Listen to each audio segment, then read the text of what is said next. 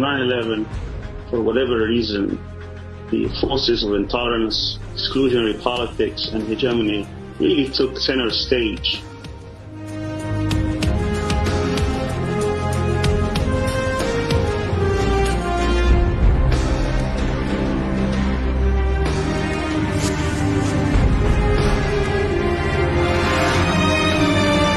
They would expect and want and clearly seek weakness and fear and apprehension and alienation.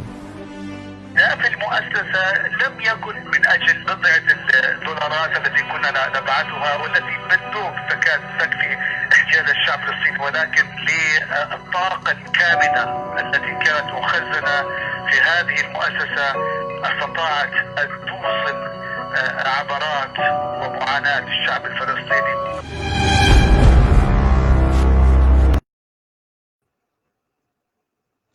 The FBI, Istanbul, George Bush, the University of South Florida. How are these things connected? Today, we'll learn that and so much more. My name is Rania El-Ginzi, the Programs and Outreach Director for CAIR Florida. Welcome to Exposed, CAIR Florida's 4-part series on U.S. political prisoners, highlighting the U.S. government overreach from COINTELPRO to current police brutality. Don't know what COINTELPRO is? Don't worry, we'll get to that. What connects the civil rights struggle of Martin Luther King Jr. and Malcolm X to the Patriot Act that was passed after 9/11? We'll get to that too. And the rampant growth of the Islamophobia industry in the United States. And make no mistake, it is an industry. And the current unchecked police brutality that we see currently engulfing the country. Join us over the next 4 weeks as each week we take a case of a U.S. political prisoner, and yes, the U.S. does have political prisoners, and make the argument that the U.S. government overreach with the intent to erode our civil liberties and target social activists is indeed not a new phenomena, but rather the typical MO of the United States. And perhaps more importantly, what that means for us today and how we move forward from here. This week, it is our distinct pleasure to start with a case that hits close to home for many Muslims in Florida especially. Imagine being arrested in your home, detained for over 2 years before your trial even begins, being presented with absolutely no evidence of any crime in your trial, resulting in your acquittal, only to continue to be detained for an additional 9 years by the government. Dr. Sami Al-Arian is the model image of a lifelong community activist and humanitarian who has dedicated his life to the betterment of our communities and the strengthening of democracy. Ironically and devastatingly, this mission and his political activism and outspokenness led to his unconstitutional arrest and detainment. So let's dive in. But before we do, a few words from CAIR Florida's Executive Director, Mr. Hassan Chipley. Assalamu alaikum wa rahmatullahi wa barakatuh. Bismillah, alhamdulillah, salatu ala rasulillah. I want to welcome everybody and thank everybody for joining us for this critical conversation, a conversation that I really wish every Muslim in the United States would listen to, and really every American, particularly those who care about civil rights, who care about justice, who care about human rights, because what happened in Florida to Dr. Sami Al-Arian was a tremendous travesty of justice. It was, in fact, one of the worst things that happened, I think, in the Tampa community that affected civil rights nationally. And I'm going to ask whoever isn't speaking if we can mute all the other microphones, inshallah. So what happened to Dr. Sami was a tremendous travesty of justice, and it happened in Florida. It was politically driven. I would say Dr. Sami Al-Arian and his family are one of the first political victims of 9/11, whose rights were undermined, whose lives were devastated for political reasons, in complete contravention to the U.S. Constitution, to the principles of liberty and justice and equity. And I'm not going to go into too much detail. I would really want to hear from Dr. Sami himself directly, but I will say this: when I was in federal court several years ago, fighting a case where an imam was facing 20 years in jail He was facing 20 years in jail as an alleged terrorist, and the whole community was scared to stand with that imam. And that's the problem. This is why these malicious, illegal, unconstitutional prosecutions have succeeded in the past, is because the community has been far too often too scared to stand up and to challenge the government in its overreach. So when we were fighting that case, they were trying to give this imam in Orlando 20 years in jail as allegedly a terrorist, and the only evidence they had that he was a terrorist was his possession of religious literature. So I remember yelling at the U.S. attorney across the room in the courthouse and saying, "Sir, if you succeed in this case, you're not only going to lock up this imam, but you can lock up every Muslim and essentially every American, because you're going to be prosecuting people based on their exercising their First Amendment protected activity." And I'll never forget, he called me. He didn't say anything in court, but he called me the next day on a secure line. This is one of the top federal prosecutors who was at the U.S. Attorney's Office at the time that Dr. Sami was being prosecuted. And he himself said directly to me, he said, "Hassan, what happened to Dr. Sami was BS, was effed up." I can't even repeat the language he said. "Was completely politically driven, was unjust, and was wrong. But we couldn't do anything about it. It was coming from DC." So here you have admission of the prosecutors who worked on his case, acknowledging what a travesty of justice it was. And I think it's very important for the Tampa community, for our elected officials, for our prosecutors, for our law enforcement, but also for our religious leaders, for our community leaders, for our allies, for our brothers and sisters in Tampa in particular, and the United States in general, to learn from what happened to ensure that it never happens again. So without further ado, I do want to welcome our sister Rania back to introduce Dr. Sami, inshallah. Absolutely, Dr. Sami. As we mentioned, thank you so much, Jazakallah khairan, for joining us all the way from Turkey. We're very happy to begin with your case that is so important and critical to the history of Muslims in the United States, as Hassan has mentioned.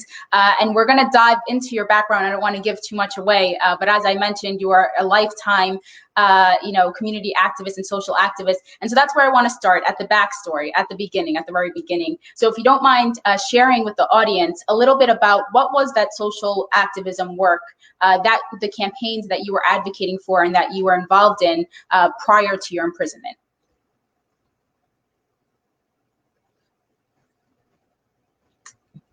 And I believe, yeah, perfect. Am I on now? All right, thank you so much for inviting me, and thank you very much for having this series to inform the American Muslim community and the American community at large about the importance of some of these issues that were begun by the government after 9/11, which devastated many lives, unfortunately. I might be actually one of the lucky ones, having prevailed over the government twice, not once, which is very rare, when it comes to issues and to the cases that came after 9/11. In terms of my involvement, I lived in the United States for 4 decades, 40 years, from 75 to 2015.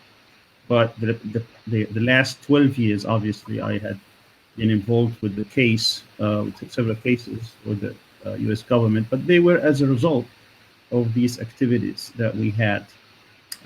Clearly, when I was a student, we were active in many causes, the foremost of which was the case of the cause of Palestine.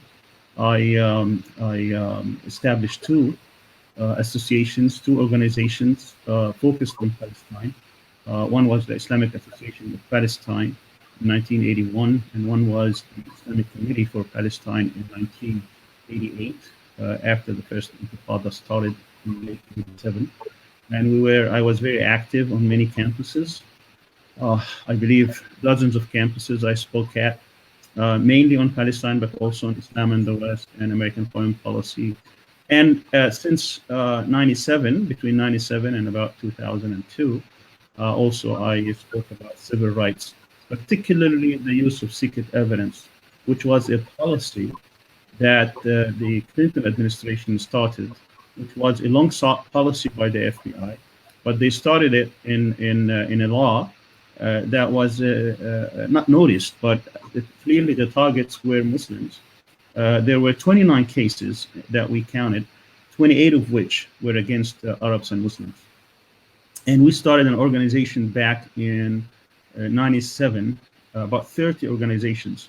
We started at 40, and then because we had about several Irish prisoners that they were represented by different organizations, but after the Good Friday Accord, most of their people were released as a result of that accord. So about 30 organizations. I was elected to lead that organization, and we started a campaign.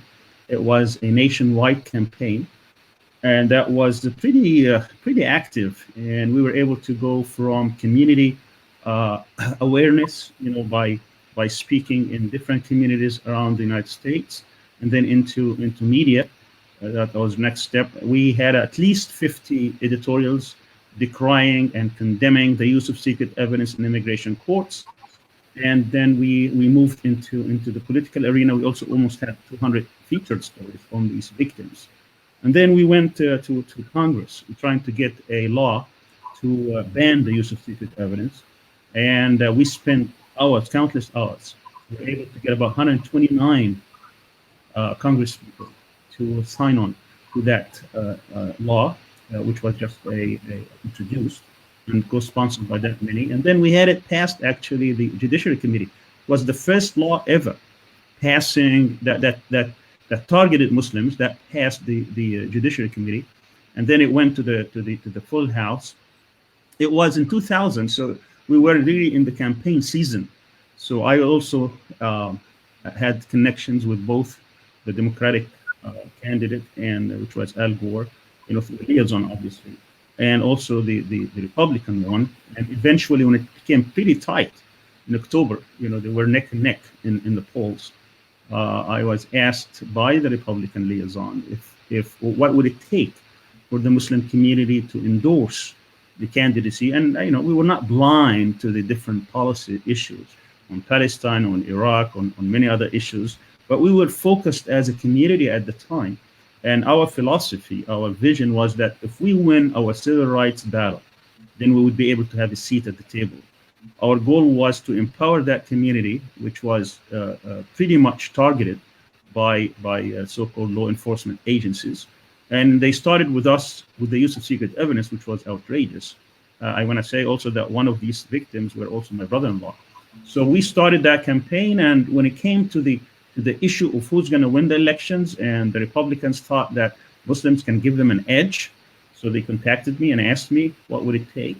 And I told them two things, basically. One is to, for that candidate, which was George W. Bush, to condemn the use of secret evidence publicly, and also to endorse our bill that was in Congress. And I was working with that Republican liaison at the time in order to get it into fast track. And actually, we were pretty close to get it past the Senate on a voice vote to bypass all the different procedural matters. But that would have taken the candidate, to endorse it. So indeed, and it was to my surprise, I didn't expect it, that the following day after he asked me that question, is that a question came up during the second debate between Al Gore and George W. Bush about racial profiling, which didn't obviously mention any kind of Muslim or Muslim Americans or any of the sort. But George W. Bush at the time did exactly what I asked him to do.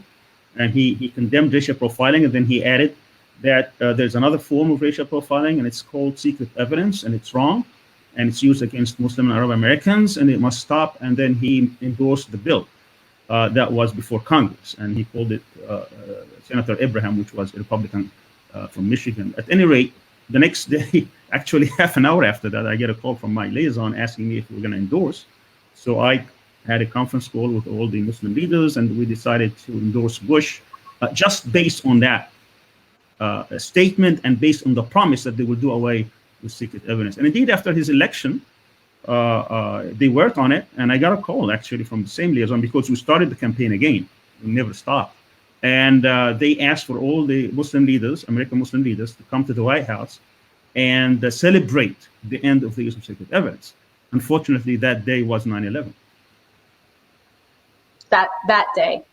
That day. And actually, Karl Rove actually mentions it in his memoir. It's on page 325. He doesn't mention why, but he says that the American Muslim leaders were supposed to meet with Bush that afternoon at 3:05. And the reason was exactly this. They were going to announce the end of the use of secret evidence. And of course, what happened after 9/11 was complete reversal everything that we were working for. Absolutely, but that's a very important point of emphasis for people who are unfamiliar with your case. I also want to ask you, Dr. Sami, I apologize. I think some people are having a little bit of difficulty hearing because of the fan. If it's possible to lower the volume. I turned it off. I turned it off. Okay. Oh, perfect.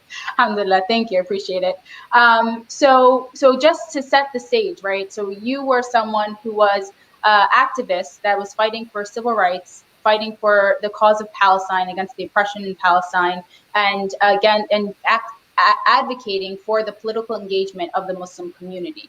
Your political prominence was such that you were in regular contact with the presidential campaign, that you were, like you had just showed for us, going to the White House to actually celebrate, the passage that there would be no more racial profiling as far as what the campaign was standing for. So this is not, you are not just run-of-the-mill, someone in the community who had no political connection. That, mashallah, you actually had quite significant political prominence before you were imprisoned.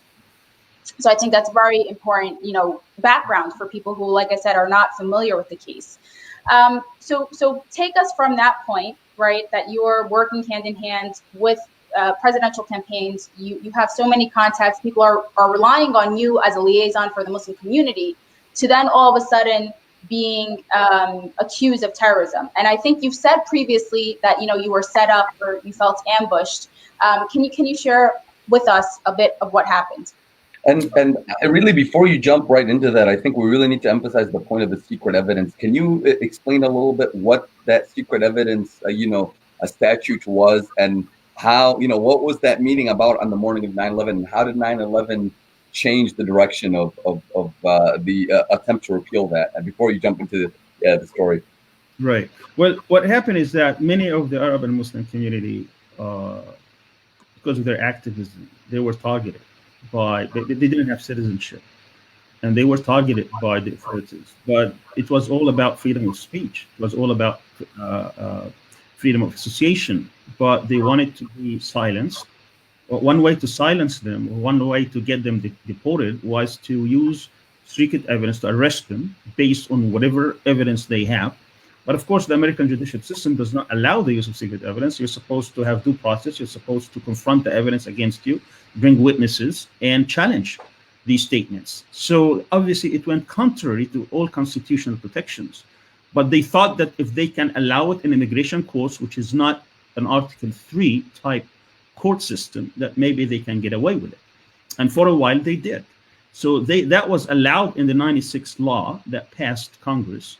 And it wasn't even noticed, because whenever I talked to hundreds of Congress people, they had no idea about it. And whenever they hear about it, they get outraged that how could this happen in America? But they did work, they did implement it. And as I said, we counted 29 victims, 28 of which were Arabs and Muslims. The only exception was someone with the Tamil Tigers. So that's why we got to work, and we got it, wanted to ban it. And we started telling Congress and the media and others, and everybody was outraged. That's why everybody, actually, they didn't call it secret evidence. They call it classified information. It was us who coined that term. And when it was used, even by prosecutors and judges, we knew that we'd won the battle, because no one wants to hear about secret evidence.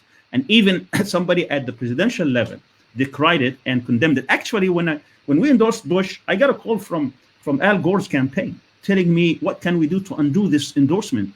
When I told him it's too little, too late, I got a letter from Al Gore personally, written, and it was addressed to the Arab and Muslim community, in which he condemns the use of secret evidence and promises to look into the case of Dr. Mazen al-Najjar, who was the last one to be freed, because we went also through the judicial system, and we were able to free whoever we could. Those who were deported were too late, but we were able to free all of them by the time the campaign came into the 2001 administration. At any rate, going to the question of Rania about what happened, of course, we started that campaign. We were in a very high situation state. We're winning, we're getting respect, we're getting a seat at the table, we're getting invited, and we're engaging.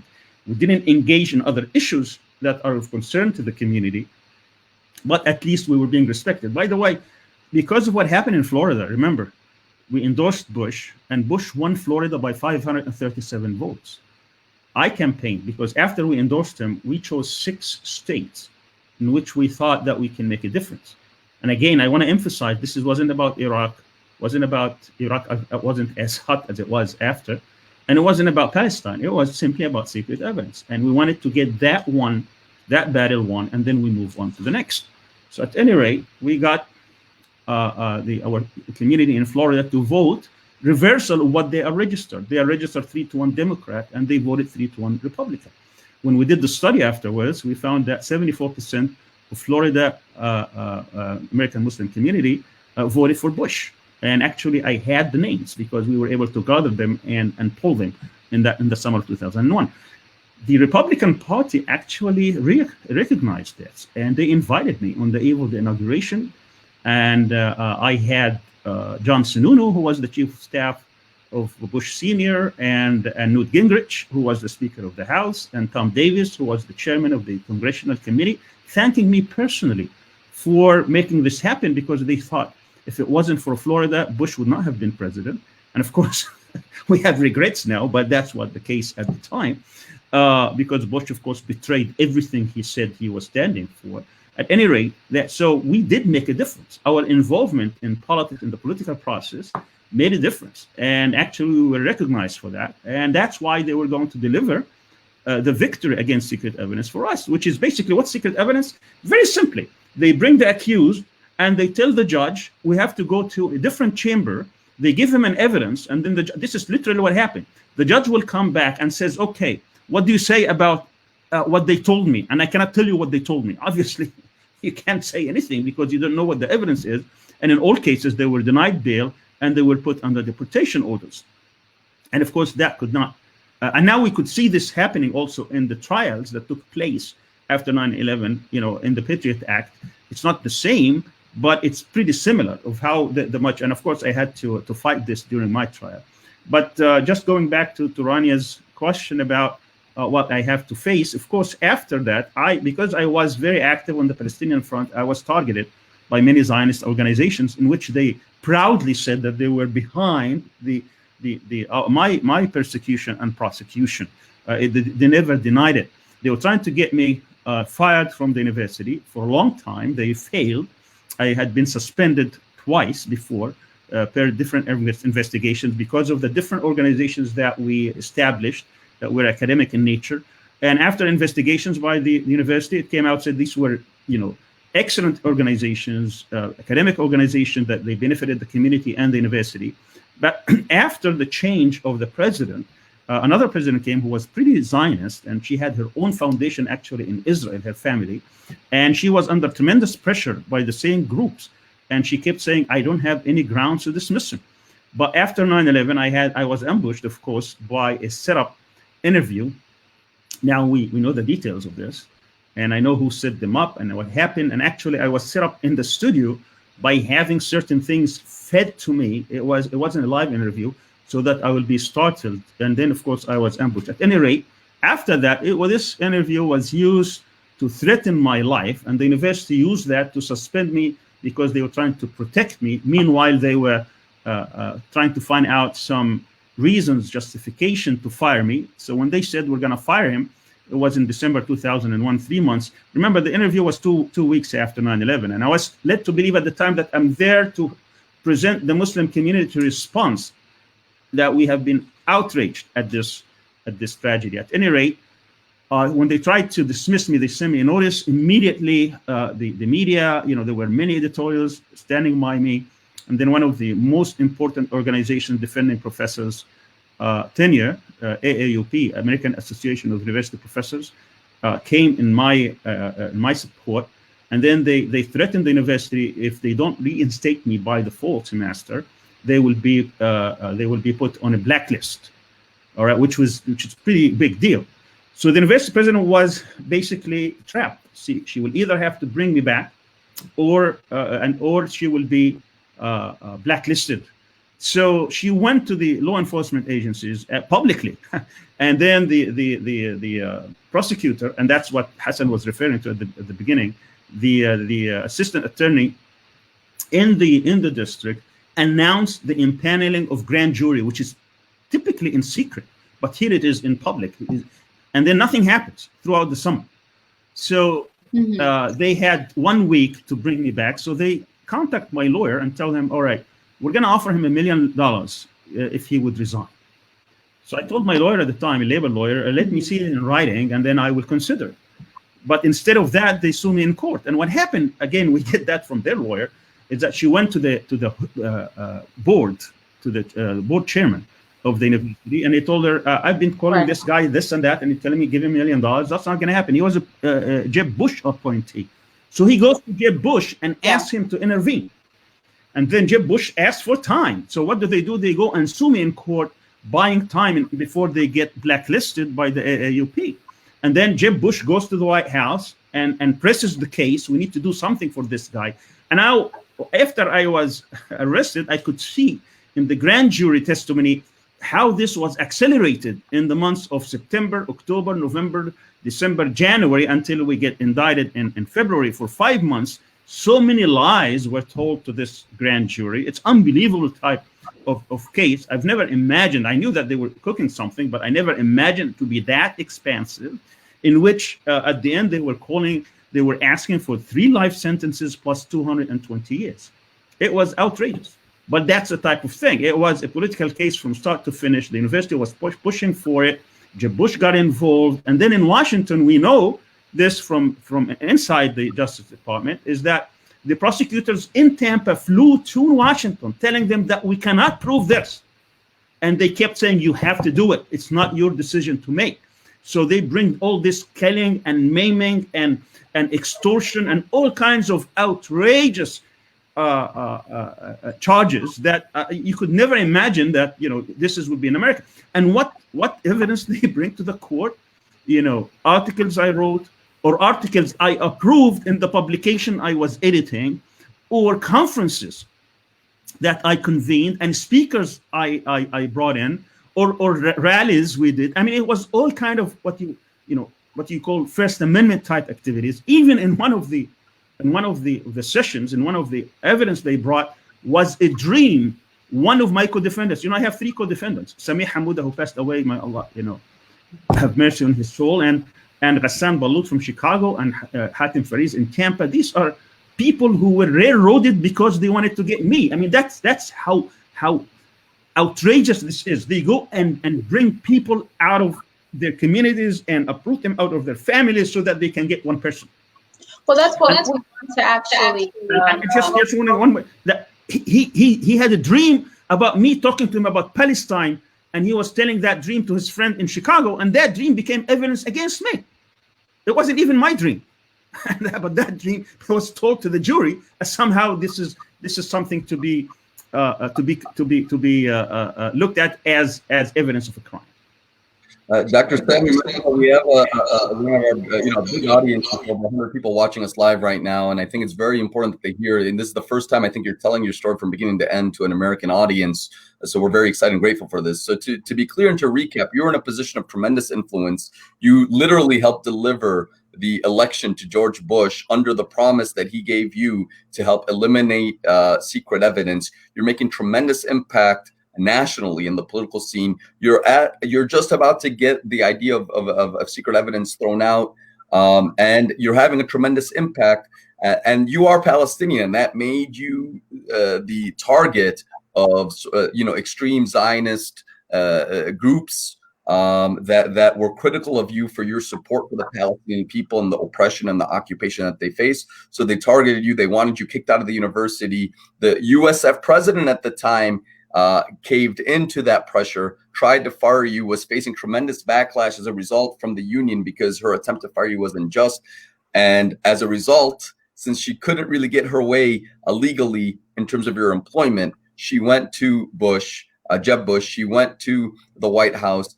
She went to the prosecution to try to get you essentially attacked as a terrorist or somebody who supports terrorism, simply misrepresenting things you've done in your First Amendment activity.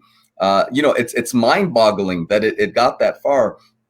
and I just want to sort of recap it very quickly for the audience. So what happened at that, what happened at that point? SubhanAllah, they went so desperate so far as to pressure. And really the point that I wanted to emphasize was what you said hit home, because what you just said happened is exactly what the Tampa U.S. Attorney's Office off the record told me. Their top prosecutors. You just said right now, the U.S. president is pushing them to prosecute you, and then it's coming from D.C. down to prosecute you. And the prosecutors in Tampa are telling the guys in D.C. that, listen, there's no evidence to prosecute this guy, and D.C.'s insisting. And that's exactly what the U.S. attorney at the time told me in Tampa. He said, Hassan, we don't want to do this. We know it's BS. We know it's effed up. We know it's unjust, but D.C. is forcing us to do it. It's shocking. Very shocking. It is, and thank you for that recap, Hassan. You put it, so this is what we want to emphasize, right? Is that this is a case that was politically motivated. If it wasn't for the political agenda, if it wasn't for that political connection, there is absolutely no basis, right? You haven't committed a crime, you haven't done anything, and there's no evidence, like you said. So actually, just to show the audience this point, because there was no evidence to the extent that you were actually acquitted of almost all of your charges, and there were some just a few charges out of the 51, I believe, that were brought against you. That was 10-2 in favor of not guilty. But so I just want to roll this 30-second clip to share with the audience, and then come back and discuss further, inshallah. Your side at 6. Tonight, terrorism in Tampa. After years of investigation by government agencies, the feds make their move and arrest suspended USF professor Sami Al-Arian. In his capacity as a leader in the Palestinian Islamic Jihad, he directed the audit of all monies and property of the Palestinian Islamic Jihad throughout the world. I was the only person who was not convicted. And I was put in solitary confinement 23 hours a day, and sometimes for weeks, 24 hours a day. I wasn't allowed even to see my attorneys when she comes in. I wasn't allowed to call my families. For 6 months, I was not allowed to make a single phone call. So, like you said in the clip, that you were not convicted, you were acquitted, and amazingly detained for 9 years following your acquittal. So we spoke about secret evidence, and what other conditions have made that acceptable, made that possible. If we can speak maybe a little bit to the Patriot Act, and then I'd like to speak also to the conditions that you were in, of course, and the type of support that you had and didn't have during your imprisonment.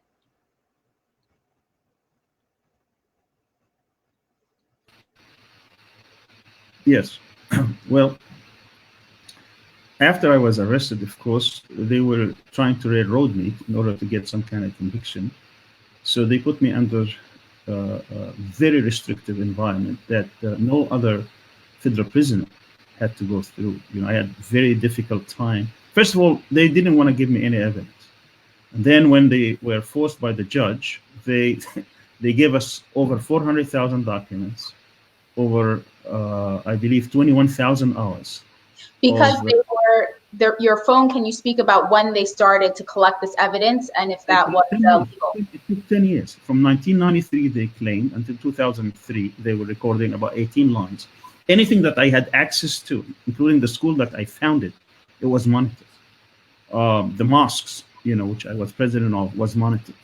My wife's phone was monitored. Anything that I may have had access to was monitored and was being recorded. So they had about 470,000 or 471,000 phone calls and faxes and about 21,000 hours. And then they have over 400,000 documents, 600 videotapes, 2,000 audio tapes.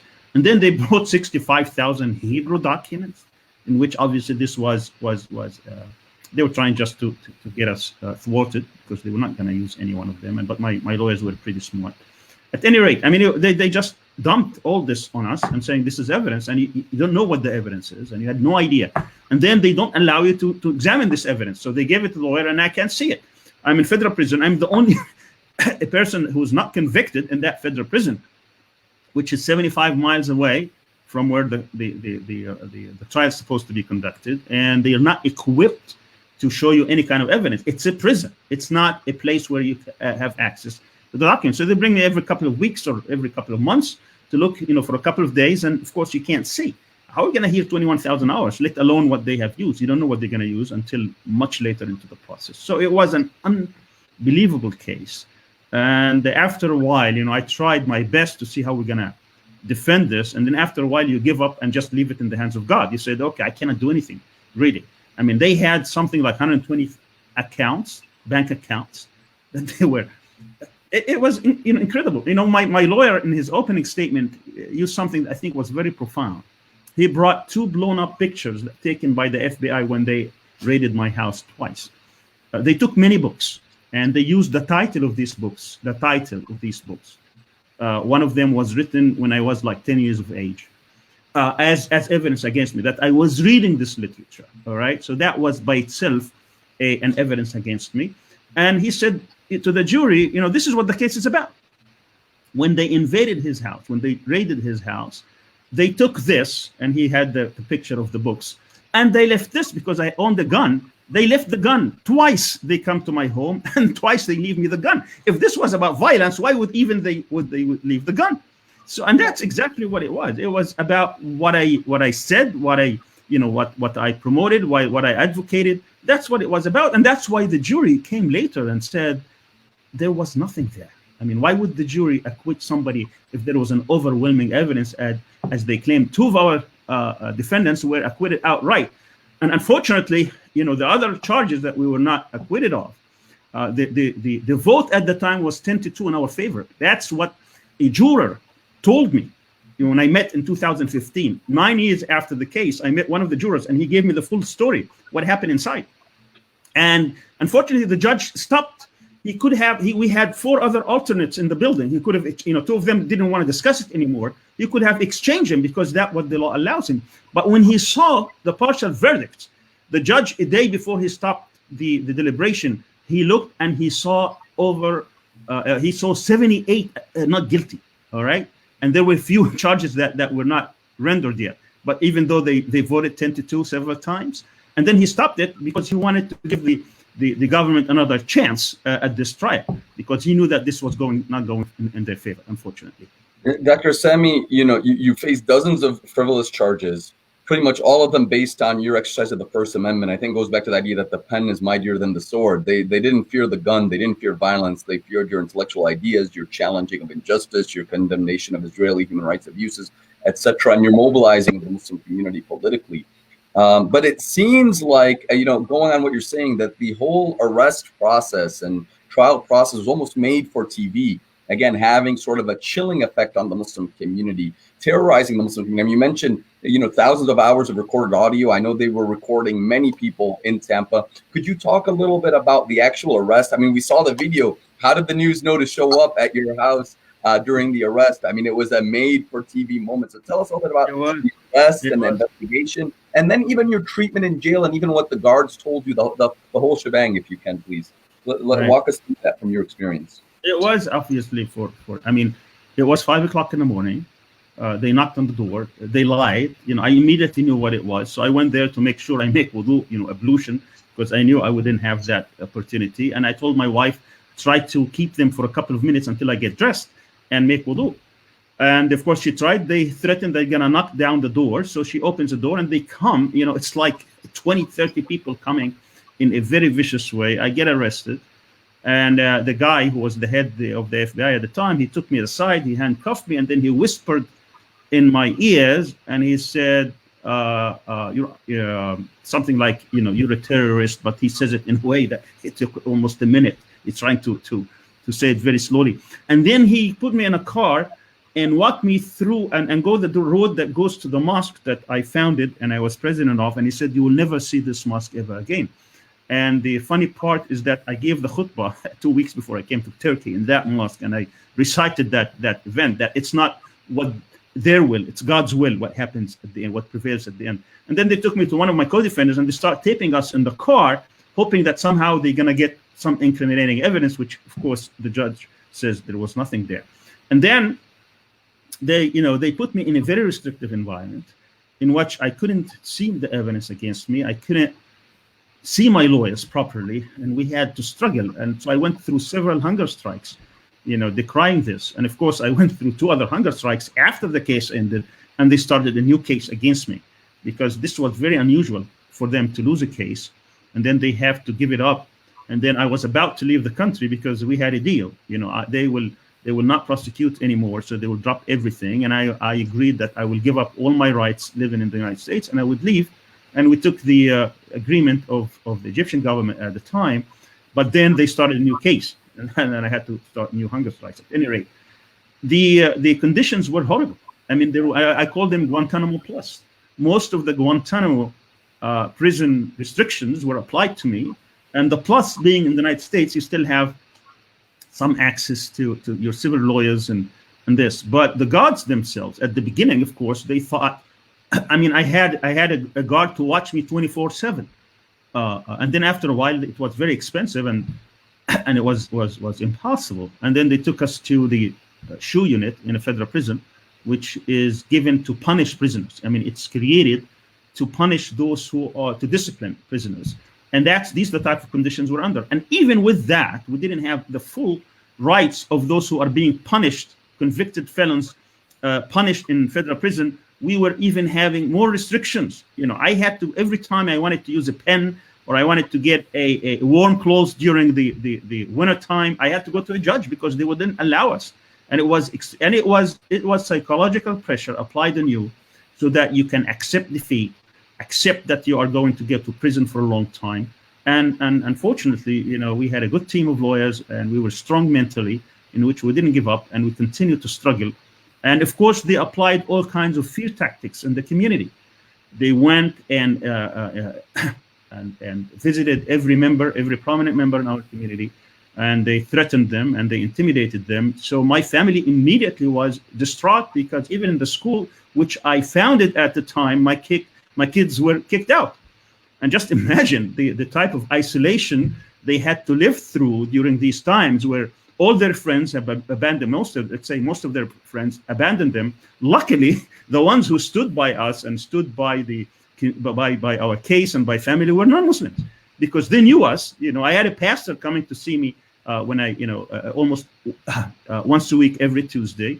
And most of our community members at the time were very afraid even to mention the case, or because of the way they had been treated by the FBI, the intimidation, and the threats that they had received. And of course, that over time changed, luckily. And when we won the case, people were celebrating, were happy about it, and thought, okay, this nightmare is over. And then I had to face another case in Virginia, and then I'm going to prison. And by the way, when I went to prison, I saw a different kind of America. People think America is the land of the free and the home of the brave and equal opportunity and due process. That's not the case at all. Minorities are being railroaded by this system of justice. They have no justice whatsoever. If you're Black or Latino and you get arrested in this country, good luck. Over half of the prisoners I saw were from these communities. They were treated horribly by the system. I was, for a very, very brief time, I had many partners when I went to 14 different prisons. I was going from prison to prison all over the United States. So I would be with few days with different prisoners. Most of them are African Americans. And I would see an 8th grade person who can barely read and write. That's what he is. And he's being accused with so many charges. And when you delve into it, you know that a lot of them were false charges. And he gets 16 and 20 years after being promised, accept this plea deal, and all what you get is 4 or 5 years, is happy. Because he didn't do anything. He just were in the wrong place at the wrong time. And then he signed something. I read his plea deal. I said, this is not what being promised. This is what, at the end, he ends up with 16 and 20 years. And there's just, case after case after case. All these people are innocent, and yet the system doesn't treat them as such. And they become victims, and they fall victims to this system of injustice. And I think there has to be a movement in this country to really advocate for these people, because no one cares about them. They come from broken families, and actually they come sometimes innocent, and they leave hardened criminals because of the type of injustice that they had been subjected to while in prison, and the type of things the way they have been treated also inside prison. It's a travesty of justice. And unfortunately, most people do not go through this, especially, the well-off, the white community, even though maybe half of the prisoners are white community, but when you look at the numbers, the aggregate numbers, it's proportionately, the whole system is stacked against minorities. Dr. Sami, before Ranik moves the conversation along, I just wanted to ask you, did you have in all those years any particular conversations or interactions with prison guards or while you were in jail that sort of stood out to you? Absolutely. After a while, they get to know you. I was listening one time to WMNF, and they were having a conversation about my case while in prison. And then during the conversation, they were talking about how bad a guy I am and all that, and all, that is some people. And then the nurse calls from prison, and he says, I am the nurse in that prison, and I'm quoting here, he says, I've never seen a nicer person ever, because obviously she is subjected to all kinds of sexual harassments. I mean, obviously that's not something that we would ever do. So, and then the guards themselves, at the beginning, they were so harsh. At the beginning, they wouldn't even carry my books when I go and see my attorneys. And you're handcuffed from the back. They refuse to carry your books. So I had for about 9 weeks carry them on my back, and I would be hunched back. This is how I'd be walking almost half a mile to get to my attorney. And then after one of the captains saw them and he started reprimanding them, and they allowed for me to be handcuffed from the front so I can carry my books. At any rate, after a while, they became friends, and they start seeing the good in people rather than the bad that they have been told. But I remember also in one of the prisons when I was in Virginia, the head of the prison, he was a military guy. He had a rank. I think he wasn't a captain or a colonel. I mean, he was something, I forgot what his rank was. Major, he was a major. And then he would bring me once a month, and he would spend with me 2-3 hours. He said, I cannot have any intellectual discussion by anybody here except you. So, and he was and he had, at the time, he didn't put me in solitary. He put me with 22 other prisoners, all of them African-American, in the same pod, but you would be 2 and 2, different pods.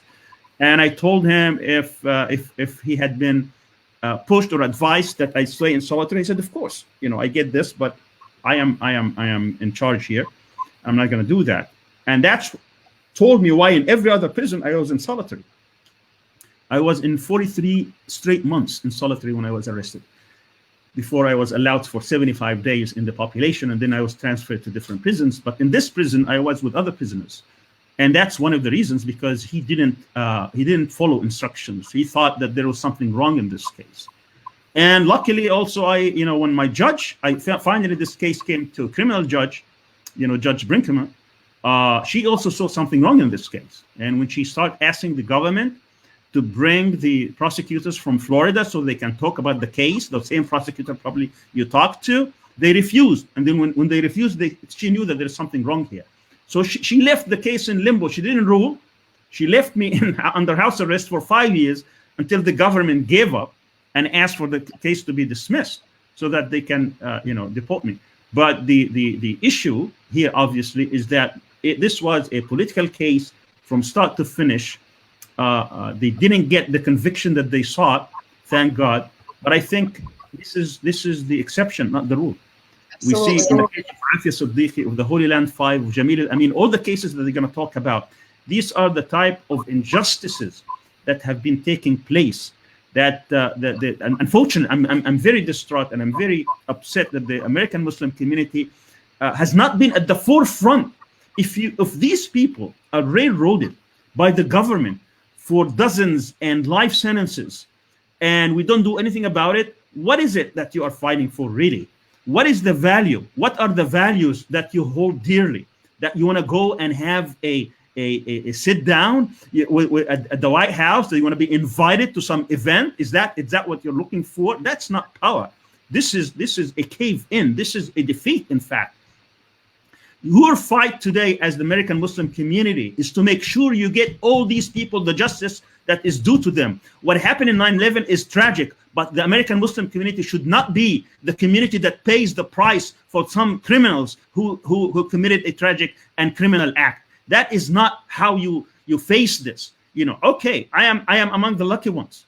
yes, I suffered, my family suffered for 4 years in prison, solitary and house arrest and all that. I'm still among the lucky ones. But we have dozens and dozens of our people in prison today for nothing but because of their belief and association, or they were in the wrong place at the wrong time, or they were targeted because of this, as we see in entrapment cases. I hope people could also look up your organization, and which you are a member of also, Coalition for Civil Freedom, in which they assembled all these. They are the only organization today that is actually talking to and advocating these cases and talking to the families, because these families have been abandoned by our community. And I think it's high time for us to stop this passivity towards these cases, or as if they never happen and we just look and to something else, something different. I am really angry about and upset about this, specifically when we go and try to promote political candidates without talking with them about these cases and what they're going to do about it. That's not what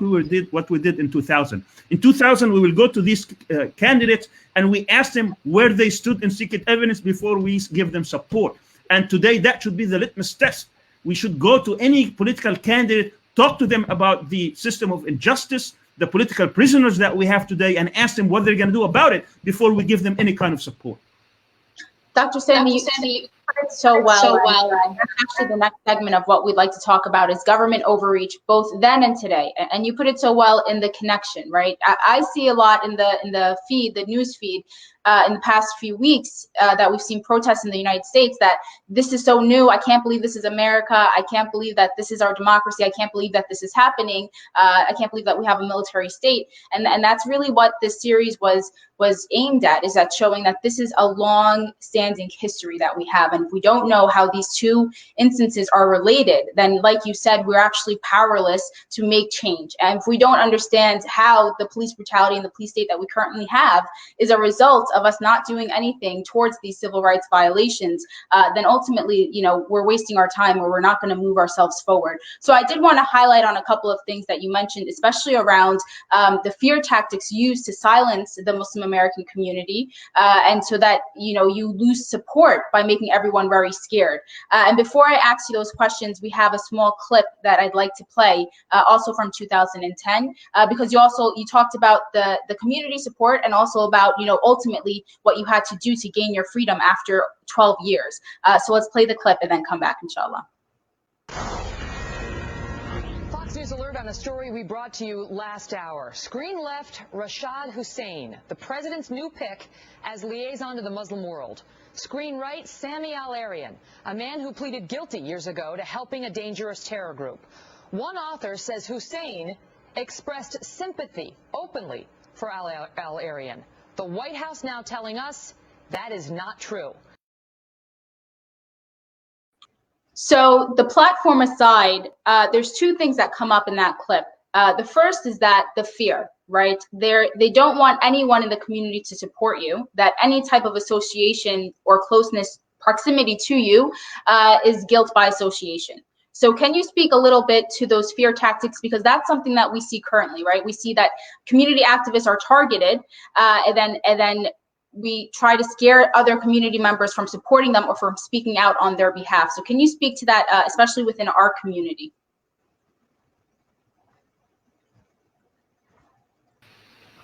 Sure.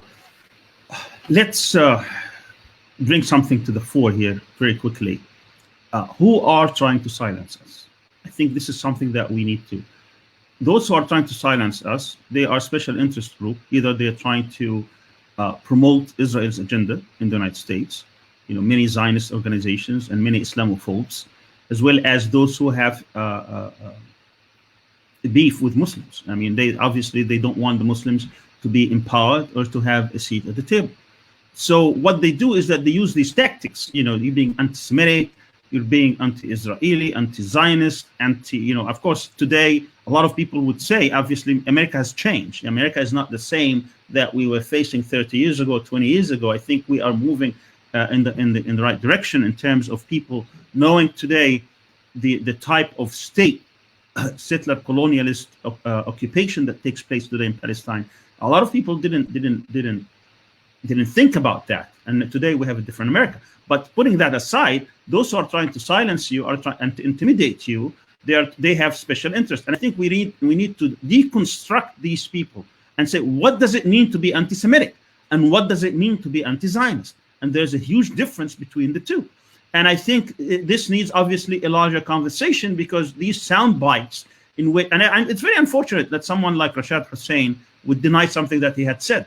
I think he should have been a man enough to stand by his convictions, rather than trying to escape into something that I didn't say this, I didn't say that. But people have different things. I'm not going to hold them responsible, because obviously you have careers and you have other interests in mind. But we need to stand up for our rights, and we should not be intimidated.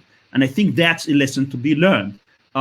Once you have been a target to these people, they will never let go until you completely submit to their will. And I don't think we need to submit to their will. And I think also we need to expose those people inside us who are trying to take credit for something that they do not deserve.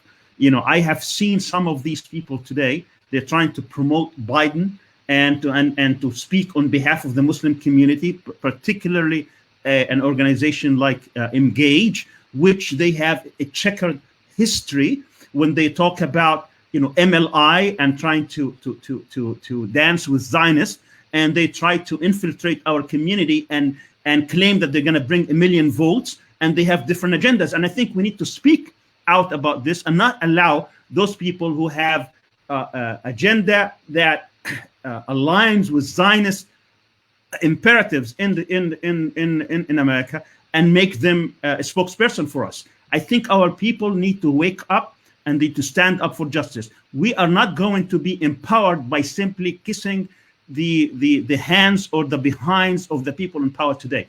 You gain that respect when you win your civil rights battles. You cannot jump into this and say somehow you're going to get into empowered. People do not respect that. African Americans, Latino Americans, other Americans, they got respect when they won these kind of battles. And if you don't stand up for your rights, if you railroad your community, those who are in prison, those who have been repressed, and those who have been in prison, and those who have been basically railroaded, and you think that over their bodies you're gonna get higher and you're gonna get into a position of power, you're mistaken. What you are, you'll be nothing but, unfortunately, Uncle Tom, somebody who is a stooge, being you, so that you can be celebrated as a symbol of progress, while in fact you betrayed your community. So I think this is a moment of truth for many of our people in our community, that they need to stand up and take strong stance on government overreach and government prosecution, and not to escape and not to run from it. We need, that's how Martin Luther King became Martin Luther King, a giant in civil rights, not because he kissed the hands, because he confronted power and he said no to power from a position of strength, from a position of support of his people. That's how Malcolm X became a legend, not only for the American Muslim community, but for all of America. African Americans today are more proud of Malcolm X than even the Muslim Americans in there, because he stood up and he spoke truth to power. That's what we need to do. That's the type of people, that's the type of leaders we want, not the leaders that are going to sacrifice our rights because somehow they think this is the road to empower our community. It's the opposite. You empower your community by standing up and sacrificing, and in that process you get the respect that is due, and in that process you inform the public, you get the media on your side, you get the politicians to adhere to this, and eventually the courts. Absolutely. I mean, I think everyone would be in agreement that we absolutely need moral integrity in our political engagement. We cannot engage politically for the sake of engagement, but we have to make sure that it means something when we do. And there's one other question that I don't want to leave out before we wrap up with the final few questions about what it means for our community now and what we need to be doing now, which you've already touched on. But before we get to that, because like we said, we have a very diverse crowd with us here today. And, for some people, especially our allies, when they see the case without understanding the details that we went over today, they say, it kind of seems like someone did something wrong or suspicious and they went to jail. You know, they don't really see what the issue is, especially because that clip that we just saw, it said that, you know, guilty of or convicted. So can you just touch on the plea deal that you ultimately were forced to take in order to exile to Turkey, and just speak to briefly the options that you had, if you had any alternatives, you know, after your 12 years of detainment and imprisonment, and unfortunately the label and the stigma that that comes with, but it's needed to be reunited with your family, as you had mentioned. If you can touch on that briefly. Yeah, and on that note, Dr. Sami, and this is similar to what I also wanted to ask, is if you can actually talk people through, so we sort of understood the background of how, you know, Judy Gensha from USF pressured them to prosecute you, because otherwise she was facing a minimum, you know, $1 million lawsuit and wrongful termination, being blacklisted. But can you then explain then, yeah, the charges that you faced initially, the, you know, the process of the hung jury, then if you were the refiling, and then I know they were trying to pressure you to falsely testify against people and you refused to do that, and then you were locked up. So can you just walk people chronologically through what happened from then until your freedom now, where you're at? If you can just chronologically walk people through that, inshallah. Very well, very well. Thank you very much. Well, as I said before, the university started the process to terminate my employment back in December 2001. And of course, there was an outcry from the union, within the university, within the state, and world, and across the United States, across the nation. And then I had many, many articles and editorials coming to in my defense, including in Washington Post, New York Times, Miami Herald, all kinds of in newspapers around the country. And of course, as I said, AAUP got involved. They had a committee that came to USF, and they gave them a warning. If I'm not reinstated by August, they're going to be blacklisted. They're going to be censured. Basically, a censure would mean you will kill the university when it is censured. They cannot bring prominent professors or honor societies and so on and so forth. And she couldn't afford to do that. And with the union and all the support I'm getting from different education institutions, she had a decision to make. So she went in February of 2002, begging the U.S. attorney to do something about it. He promised her, he impaneled the grand jury, but nothing happened. So by the summer, when the time came that she had to make a decision, she offered me in orally that deal. She went to Dick Beard, who was appointed by Bush as the chairman of the board at USF. He said, there is no way in hell I'm going to approve this. Leave it to me. He goes to Jeb Bush, who goes to Washington. So that process becomes accelerated out of Washington to push for some kind of an indictment to get her out of this dilemma. But since she had to make a deal by August, she goes and sues me in court in order to buy time. And that's what Jeb Bush asked. He asked to buy time. And of course, he lied when he said he didn't know me. Of course, he knew me. And we had a relationship in which, you know, and I had letters from him, by the way, and a letter from Bush too, you know, George W. Bush, thanking and actually apologizing to my wife when they had this mishap about my son the previous summer. At any rate, so Jeb Bush goes to Washington. They start now. I can see the grand jury accelerating. Usually grand juries meet 2 or 3 days a month. This one was meeting like 2 to 3 days a week.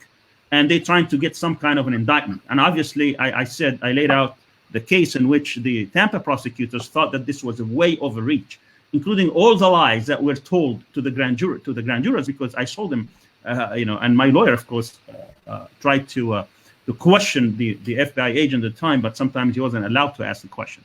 At any rate, so we get into that situation, and then we had a trial. After 6 months, this was, by the way, the longest trial after 9/11 since then. 6 months from opening statement to verdict. There were trials who were more than 6 months, they would be suspended, but this was a continuous trial from start to finish, from June 6th to December 6th, when and the judge unfortunately stopped the deliberation because he knew at the time that this was not going in the favor of the government. So some of the charges were not rendered. In other words, they were not adjudicated. They didn't have a final verdict. So they were hung, you know, even if you have 10-2 in your favor, it's still hung. So those charges, the government wanted to do something about it, and they had an embarrassment, an absolute embarrassment, after saying that this is the most dangerous person in the Western Hemisphere. That's basically what they were advocating. Now they didn't get a single, out of 100 charges, they couldn't get a single conviction. That was a huge embarrassment for them.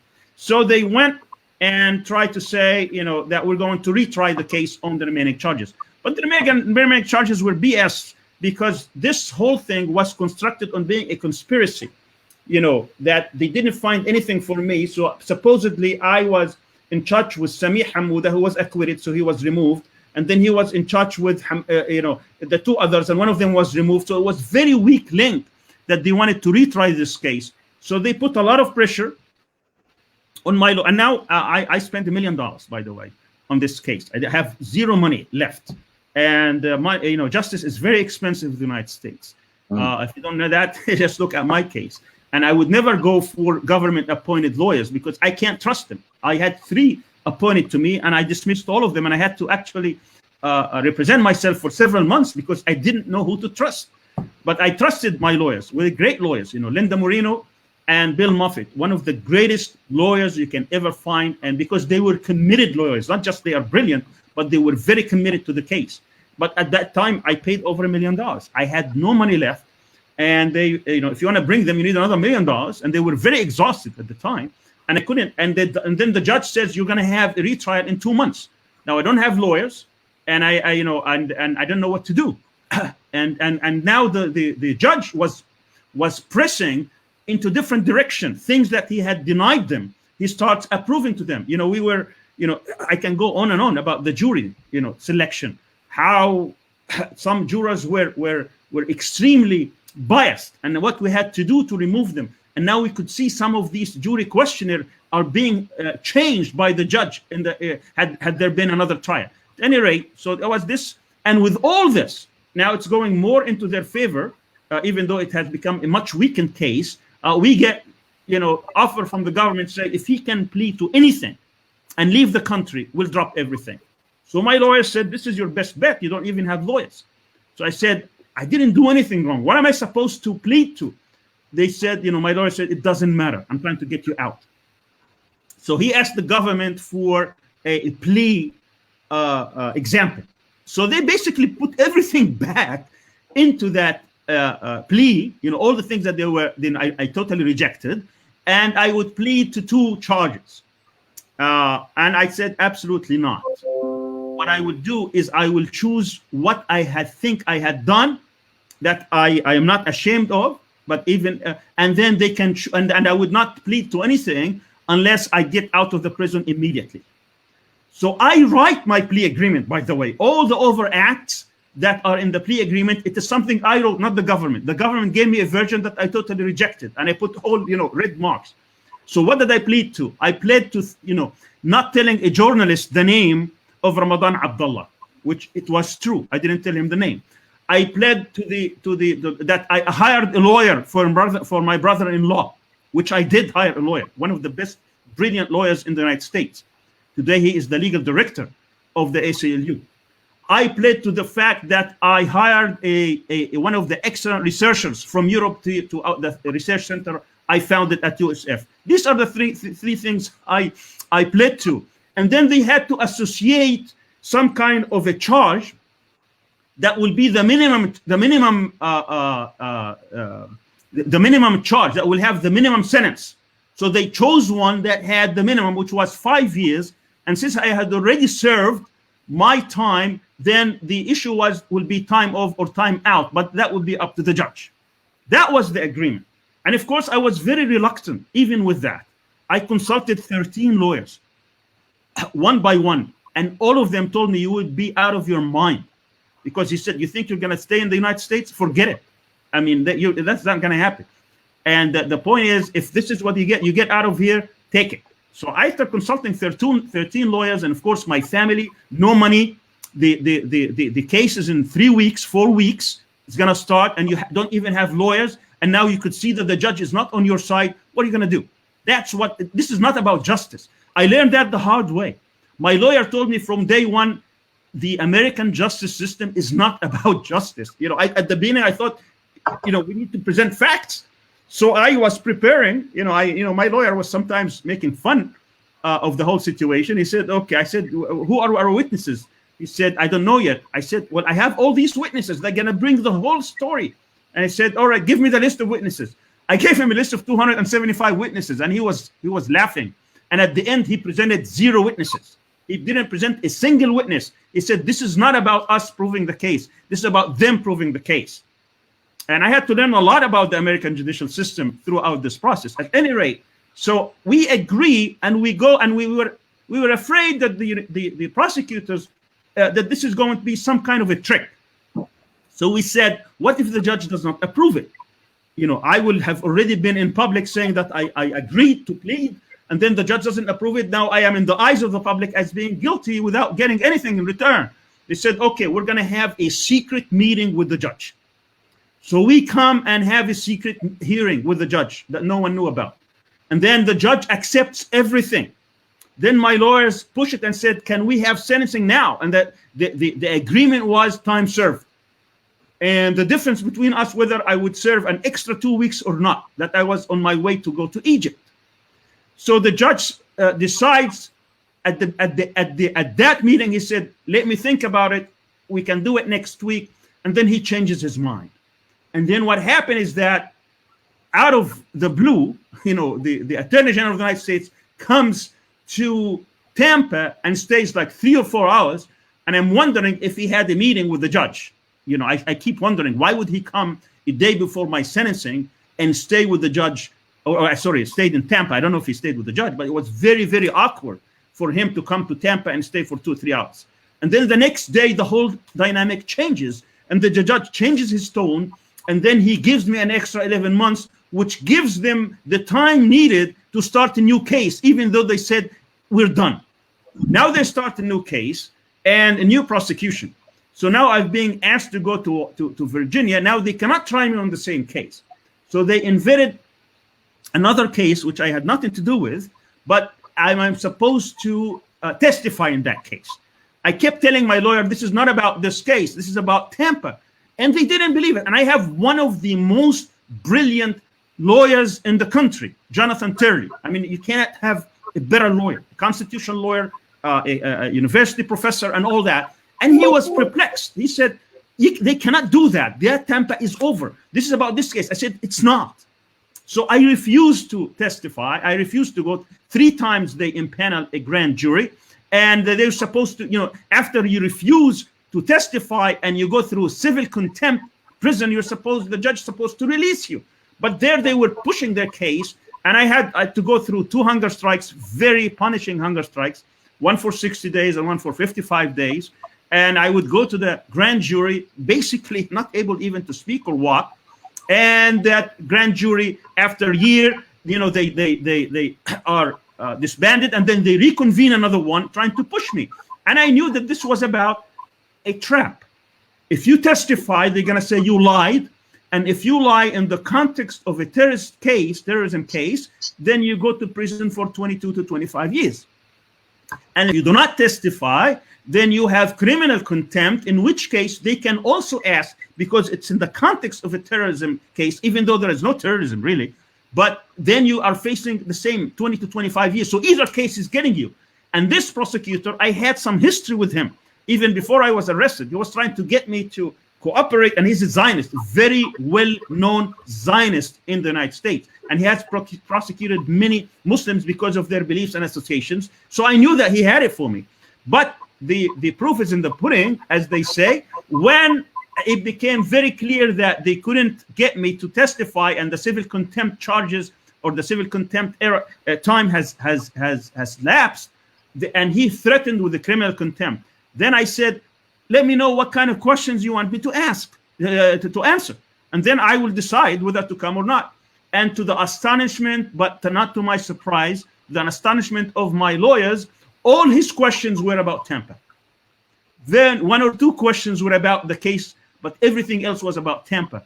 And then I answered all the questions relevant to the case in Virginia. And he said, these are not the questions I'm asking. These are the other questions. So I knew this was a trap, and my lawyers knew that this was a trap.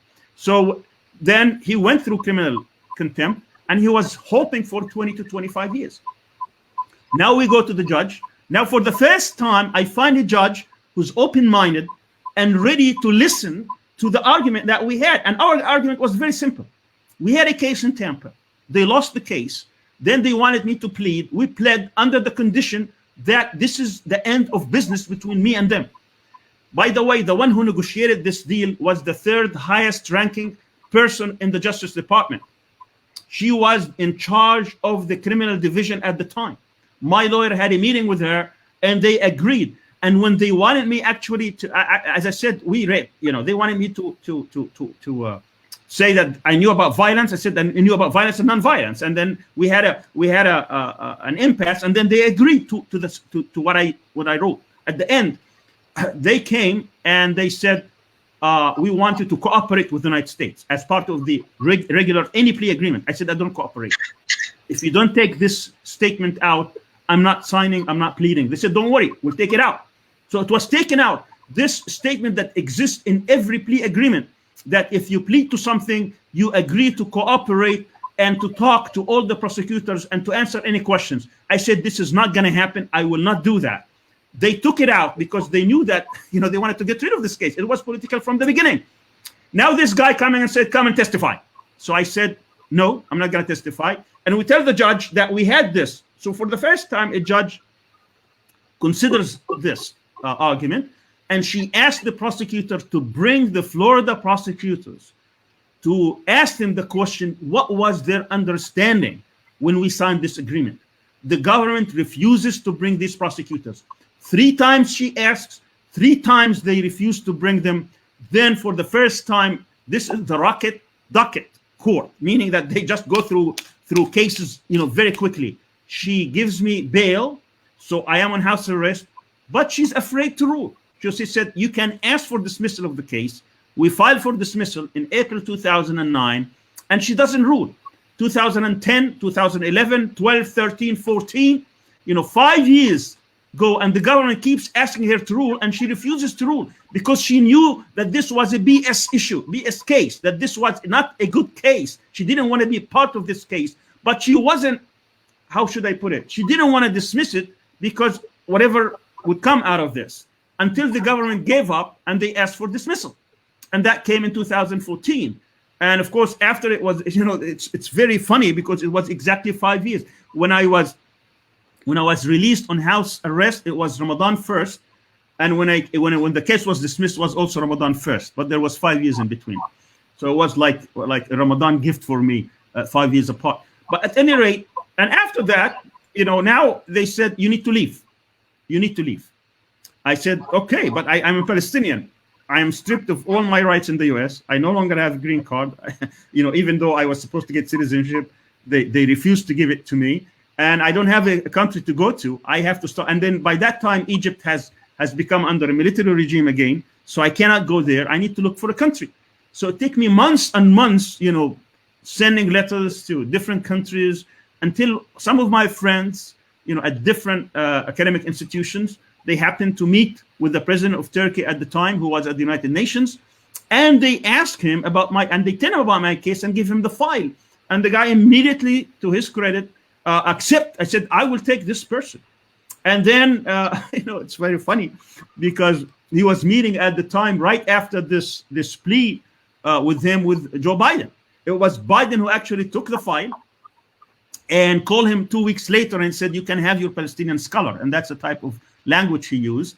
And then after that, the whole treatment of the US government changed. I didn't know about any of this, by the way, until I was contacted by the American government telling me to get ready. The Turks didn't get in touch with me. It was the American government. And their treatment of me completely reversed at that time.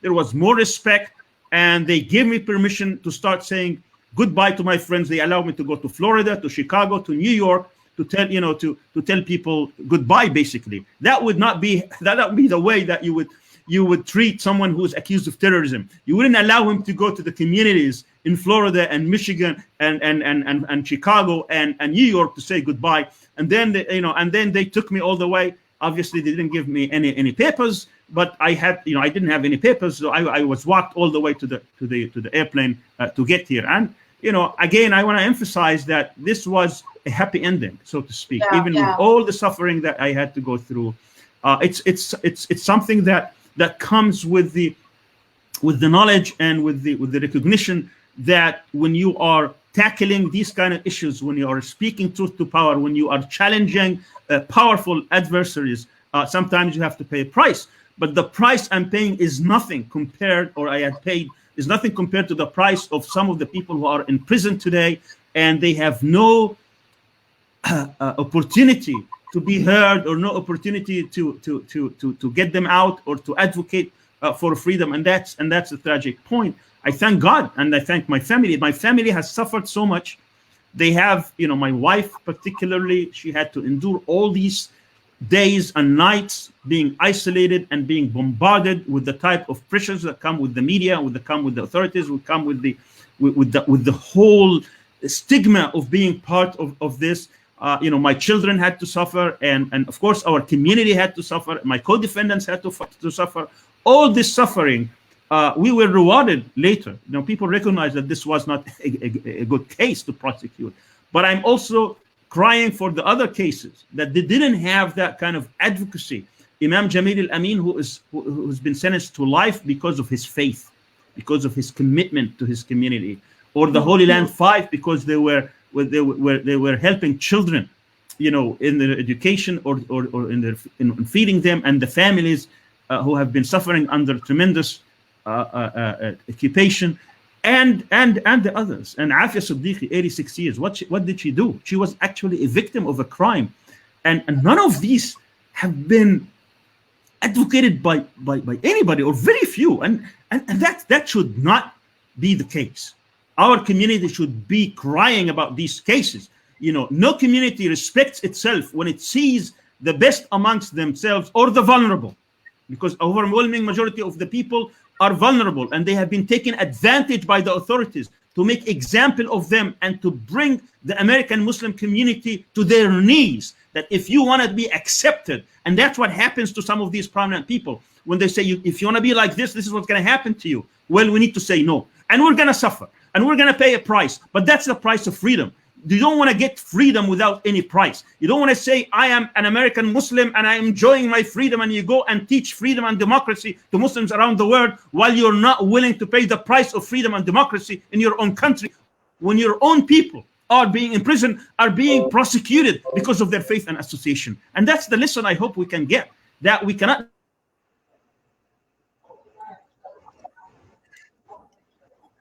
With these two examples, very important examples. When my son was in the White House during the first months of the Bush administration, 2001, June 2001, they were sitting in the White House, and then Elliot Abram, and I was told this by a very prominent Republican guy, he asked for the manifest, who is in this room? They give him the manifest, he sees the name Al-Arian, he thinks it was me, even though it was my son who was only 21 years of age. He said, this guy is not supposed to be in the White House. So my son goes to, the Secret Service goes to my son and says, you need to leave. So he takes his stuff. Everyone on that table, every Muslim leader on that table, immediately, didn't take them 4 seconds to stand up and leave and have an impromptu press conference in the front of the White House, and became the #1 story in the country. And then Bush is forced, his spokesperson, Ari Fleischer, comes and apologizes in public about what happened. And then they send the Secret Service to apologize to my son in private and offer him a private tour in the West Wing. And then Bush writes a letter of apology to my wife. All this happened because the community was one. The community stood up for what needs to be done. Fast forward, this 2001 and 2010, and the same leaders, they supposedly go to a White House event with Obama. And one of their elders, the late Dr. Jamal Barzanji, he's asked not to come in. Everybody looks the other way and they continue going in. That's why we don't get respect. Had these people said we're not going in unless Dr. Jamal goes in, who was 70, not 21 years of age, who is the builder of many organizations and institutions in the US, then the US government would have respected the Muslim community. Not that you walk in and leave your elders behind. And that's what we're doing today. We're leaving our people in prison to rot, because we are afraid to speak truth to power, because we are afraid to say that these are innocent people who have done nothing wrong, but they were railroaded because the FBI and others wanted to find victims to blame to what happened to America, because they wanted to justify the billions of dollars they are getting. And because of that, we are silent. And what we are saying today is that it's enough is enough. We should not let people speak on our behalf because somehow they have access to Biden or Clinton. We need people to speak to our behalf because they stand up for our rights, because they speak truth to power, because they are not retreating under pressure, because they are willing to pay the price. It's amazing, very, very powerful and that's the truth of the matter. You know, in this country and in life generally, you gain honor and respect by speaking truth to power, not by trying to be liked, but by standing up for those whose rights are being violated and fearing none but Allah subhanahu wa ta'ala and doing the right thing. And I think that story you mentioned, and you know, Nihad had mentioned to me the same exact story. And it's unfortunately sad, a reflection of how our community changed in the wrong direction. But I hope that we change back how, you know, back in 2001, again, when one Muslim was kicked out, in that case, it was your son, we all stood united, and that resulted in an apology and a course correction, versus years later, that when one of our elders was kicked out, everybody looked the other way and was just nafsi, worrying about themselves. And in that, we all lost power and influence and unfortunately, our moral ground. You know, one of the important points I want to emphasize, Mashallah, we have a record amount of followers, I think right now about 130 people watching live. And I want to ask you all to share this and get this word out. And then tune in every week, because every week we want to continue this conversation to hear firsthand from victims of injustice at the hands of the U.S. government. We're going to have some of the people mentioned, the former prisoners of Guantanamo Bay even. So it's very important we educate ourselves about what's happening and then take action to fix course. Dr. Sami, you know, for me, obviously, one of the biggest testaments to your innocence, a lot of this had, you know, all of this had happened before I moved to Tampa. And I had the honor of meeting you, you know, both in Turkey and here when you visited in Florida. But, you know, hearing firsthand from the prosecutors who worked in that office testify that your prosecution was BS was profound. I didn't expect them to say that. I actually said it over the phone. But even more of a testament, I think, to your innocence, as you pointed out, besides everything we know about you and your work and your history and the facts, is the fact that you did have a tour to say goodbye to everyone. I remember you visited Florida before you moved to Turkey. And again, as you mentioned, had you been the threat that they tried to misrepresent you as, that certainly never could have happened. Two questions, though, I do want to ask you right now.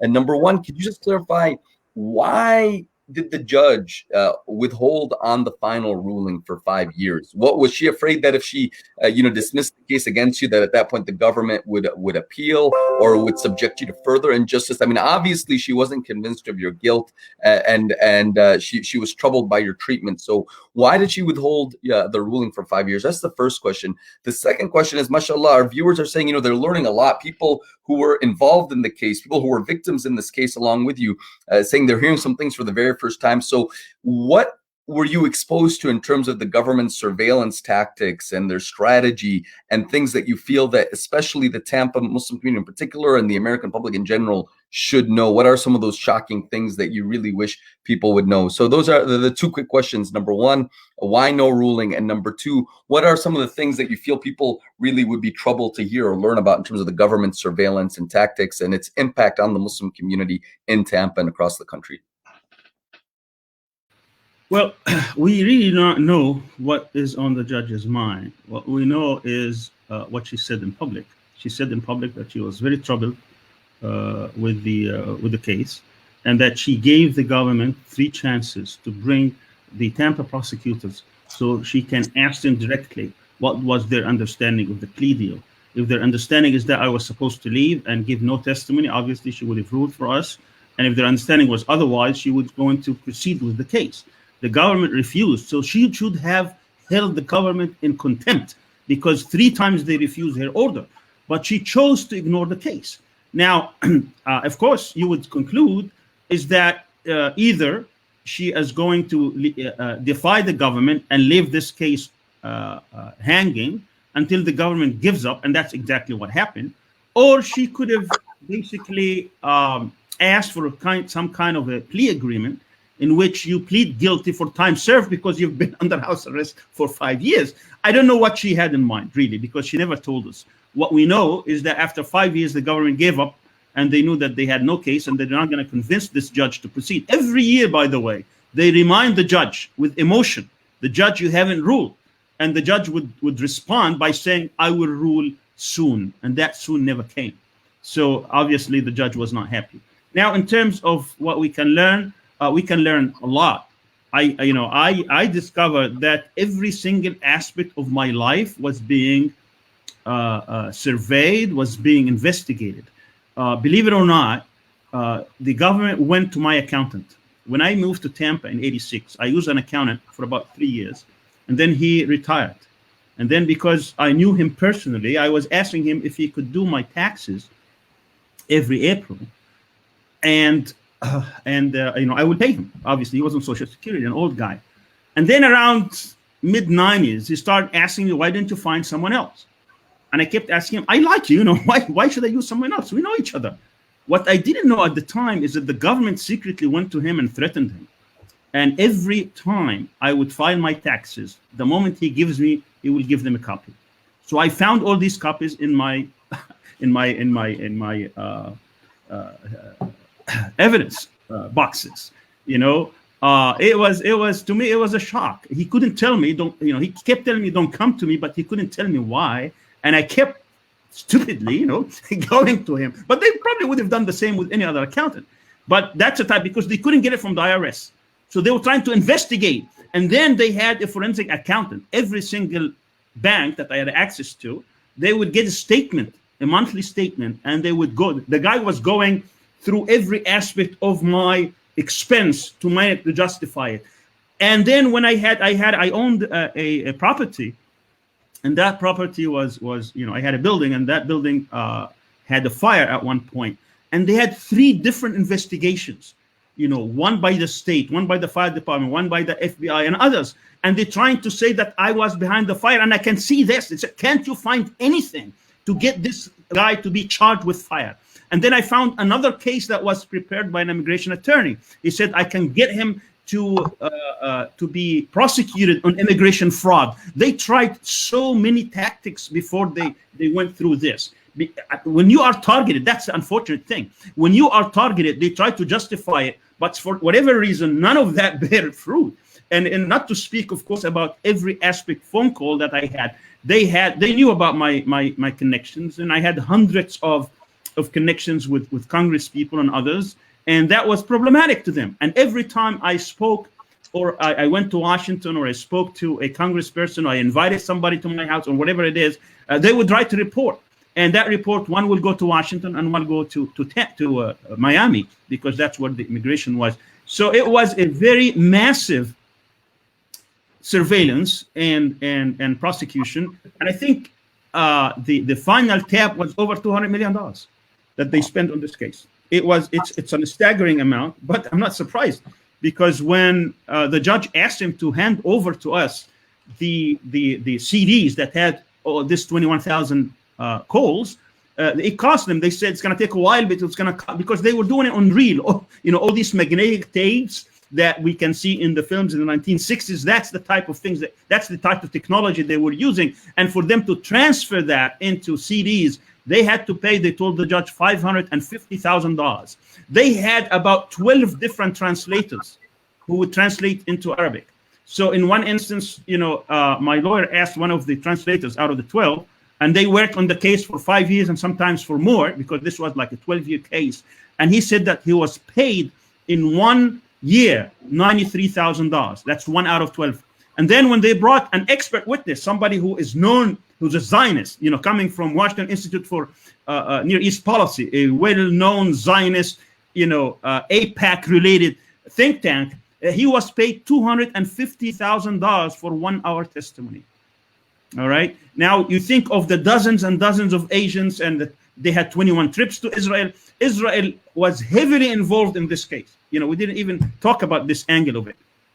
We saw from the WikiLeaks documents, their ambassador in Tel Aviv sending them a full report about how the Israeli authorities were helping in prosecuting this case. They dumped on us 65. It was just a document dump, 65,000 copies, Hebrew copies. So when you look at all this, the taxes, the fire, the bugging, they had bugged my house, they had bugged my offices. Luckily, at the time, I suspected this, so I hired the company. They were able to move the bugs from my house. And after that, they claimed during the trial that they never really operated them. They never activated them. And of course, what they didn't tell the judge is that I removed them, because they went to the guy who removed them, the technical guy, and they asked him why he had then removed them. And he said he didn't know anything about their involvement. He found them and he removed them. And so that's the type of things, and it's scary for some. But if you want to live in the United States, and if you want to be really a free person, and you want to speak truth to power, that's part of this. And we need to change laws. We need to change how the authorities treat their citizens. You know, obviously after 9/11, it has become 100 times more difficult than what we had to face with secret evidence. But that's a type of society. If you want to free the society, you need to be a part of the struggle.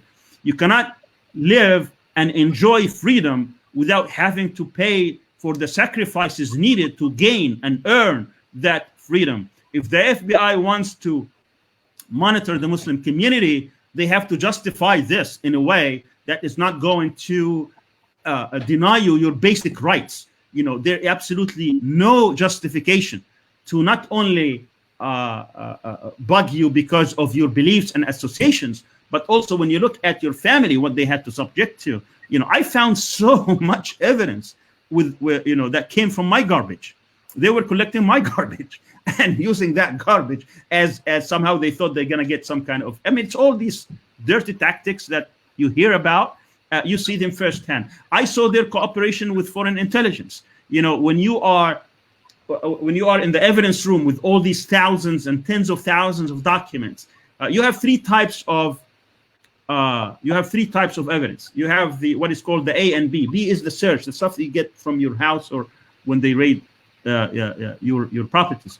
But the A type, you have discoverable and undiscoverable. The discoverable are the ones that you're supposed to show you.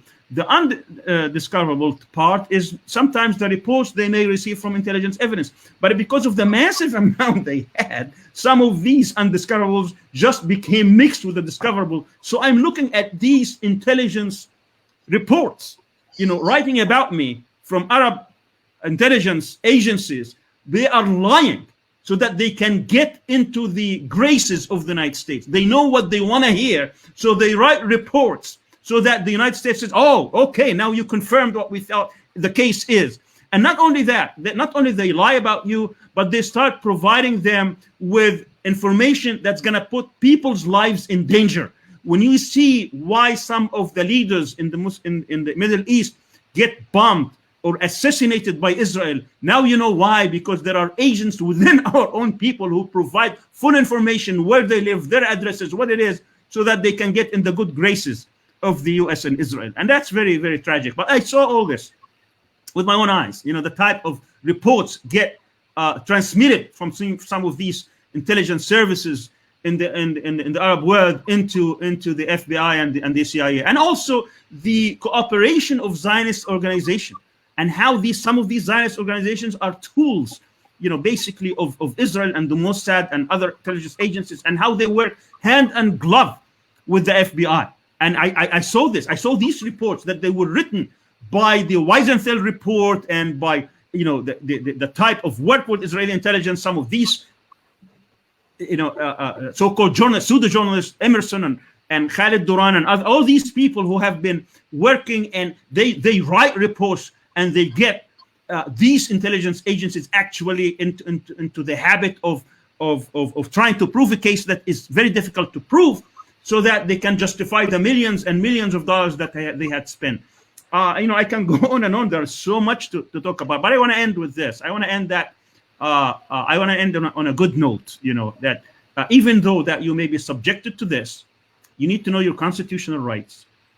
If you're not doing, obviously, and most people, all people, are not thinking of harming this country because you live there, you grew up there, you're trying to better the community, you're not trying to hurt it, is that you need to know your constitutional rights. And you need to be part of an organization like CAIR Florida that can defend you and they can educate you, but you also need to get involved.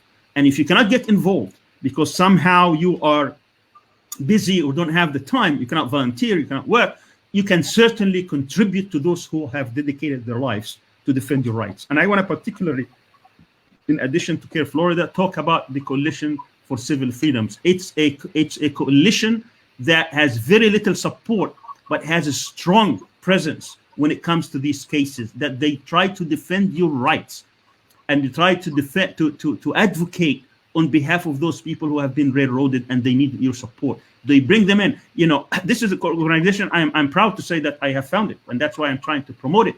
You know, back when I was under house arrest, I thought that no one, you know, our community is so afraid to talk to these people, to the families. The families feel totally abandoned. My family was one of these families, but we are also, you know, my families and my children grew up in this country. They have all kinds of friends, and they can, you know, they can get by, but the other families have been totally abandoned by their communities. So, and, you know, I'm speaking to these organizations that they talk about, you know, Muslim civil rights, and they talk about all things, but they're afraid to touch these cases because they think there's a huge price to pay, and they don't want to pay it. So I said, okay, let's create another organization that is willing to pay the price, but we need to support it. We need to support them financially, and we need to support them also intellectually, and we need to support them spiritually, and we need to be strong. You want to be strong, get involved. Absolutely. I could not have said it better myself. And to be honest, there's so much more that we can talk about. We can go for another few hours. But the audience probably doesn't realize that. I think it's past 2 a.m. in Turkey. So, mashallah, I mean, we are really, really grateful for you to join. And subhanAllah, you know, we sometimes, if we're being very honest, you know, the community will ask, you know, what is the need for organizations like CAIR Florida or the Coalition for Civil Liberties, and, you know, what freedoms, civil freedoms, and what is it that you guys are doing, and is it so vital? And subhanAllah, you know, we're telling people don't speak to the FBI without an attorney, and you're telling us they were going through your trash. So we're just covering the minimum. And obviously we learned from your amazing case that it's really incredible, and we have to take many, many lessons from it. And I just want to say on behalf of the community, truly, truly, I mean, I was getting emotional, to be honest, because, you know, I watch, and we'll speak about where to have more resources, but I watched the movie, the free movie. It's on Vimeo, USA v. Al-Arian. And, you know, I was getting very emotional because in you, I saw that it could be my father, you know, Allah yarhamu, it could be anyone's father. It really could have been anyone because there was no crime, right? There was nothing of basis. And so these are our families that we have to protect. And so I want to just say thank you for being such a shining example of moral integrity. I mean, they came after you with a case that had no merit. Then they tried to make you testify in other cases to put other people at risk. And you just always stood your ground, and you taught us that pathway that we can do it. You know, people say it's a means to an end. People say this is what we have to do. This is the reality that we're in. And you refused to accept that. And you said that, you know, our deen and our values and our ethics come first. And so I just want to say thank you truly, because, you know, you are a guiding example for our community. And I want to share with people, and maybe you can chime in as well, that other resources that they can look to. We mentioned the free movie, USA versus Al-Arian. You mentioned to us the book, American Dissonance, of which, you know, 3 activists are highlighted. I believe was Muhammad Ali, Malcolm X, and your case, one of the only 3 Muslims that are in that book. You wrote a book of poetry while you were in prison that I actually was able to see a bit of. So, you know, again, just turning that pain into something very beautiful that I think people should follow up on.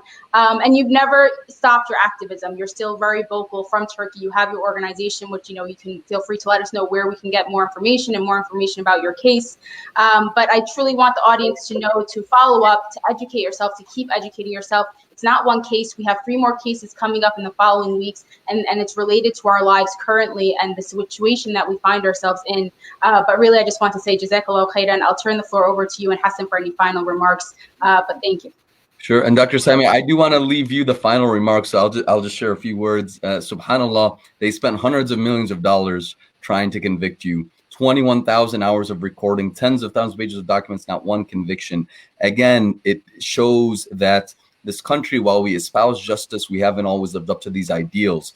And it's critical that we continue to fight for others. And I'm very inspired by you that while you're in house arrest, you didn't waste time. You started another organization to protect the civil rights of other prisoners after you witnessed what they had. And that was a big part of your message today, looking out, especially for Latino Americans, Black Americans right now that are incarcerated. It is overwhelmingly the poor, those who can't afford justice, unfortunately. So thank you for that powerful message.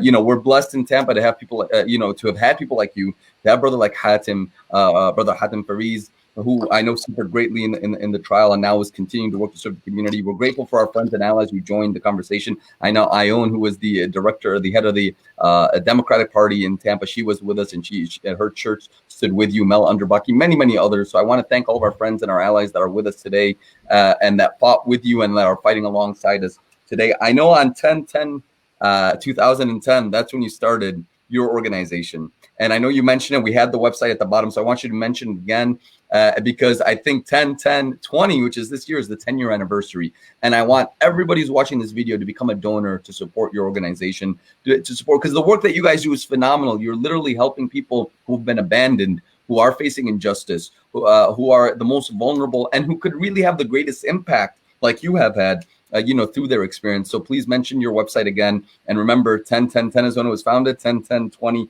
is the anniversary. And finally, for my brothers and sisters, please make sure, because I do want to give the last word to Dr. Sami. So I will just say this from my perspective at CAIR Florida. I hope this gives you better insight in why we say never speak to the FBI without a lawyer. I've had the sheriffs, I've had U.S. attorneys, I've had prosecutors all say the same thing. Hassan, remind your community not to speak without a lawyer. I've had those who admitted that Sami's case was unjust and who our federal prosecutors say, Hassan, we have to do our job in DC. We're not brave enough to stand against it, but you and your community have to do your job in standing up and defending what's right. So we have to work harder to defend justice, and they're working to sometimes undermine it. And remember, always a reminder, I always say never ever speak to the FBI without a lawyer. It's a foolish thing. Almost every day, somebody from the community calls me that the FBI is harassing them. Yes, they do go through the trash as well. Don't speak to the FBI without a lawyer. If they harass you, contact CAIR. We're here to represent you. Alhamdulillah, I'll tell you, just a few weeks ago, wallahi, I drove in Tampa into a parking lot where there were 5 FBI agents trying to interrogate a Muslim business owner. And I took them, first of all, right in front of the camera so we can record it. And I said, listen, get the hell out of here. They said, no, we have questions. I said, you know what? Well, I learned from the president, Mr. Trump, when you had questions for him, he said, send them to his lawyer in writing. So I'm his lawyer, send it to me in writing, get out of here. And wallah, they left, and we earned their respect when we show that we are here to protect the Constitution. It's not just about protecting Islam and Muslims, it's about protecting the Constitution and justice for everyone. So don't speak to the FBI without a lawyer. Support CAIR Florida's work, support Dr. Sami's work. And with that, Dr. Sami, just some final remarks, your message to the Tampa community in particular, to the American community at large, and also how people can follow your work and support it. Thank you so much, Dr. Sami. Your final closing remarks. Thank you so much, Hassan, and thank you so much, Rania and Hiba, for this illuminating. And I got agitated and I got excited because I really care. I love the Tampa community. It's the community I spend my best life there. And I'm so proud of you guys. And I can't imagine that we live this legacy. Your work is amazing at CAIR Florida, mashallah. And our work in the mosque, Masjid al-Qassam, they were trying to change the name, change the community, frighten the community. They used to go and say, this is not a patriotic community because we're telling our community to go and vote. They said, you should go to the other community who say, don't go and vote, vote is haram. But today our community has become really the luminary of American Muslims, whether in education or in religious activism. And I had seen what they have done during the Corona crisis. Have they become a lighting, to the whole community? Every single channel had went there and talked about what they have been doing, the amazing job. So I'm very, very happy, very proud of that, and to be part of at least establishing this kind of activism. But I want to also note that there's still a lot to be done.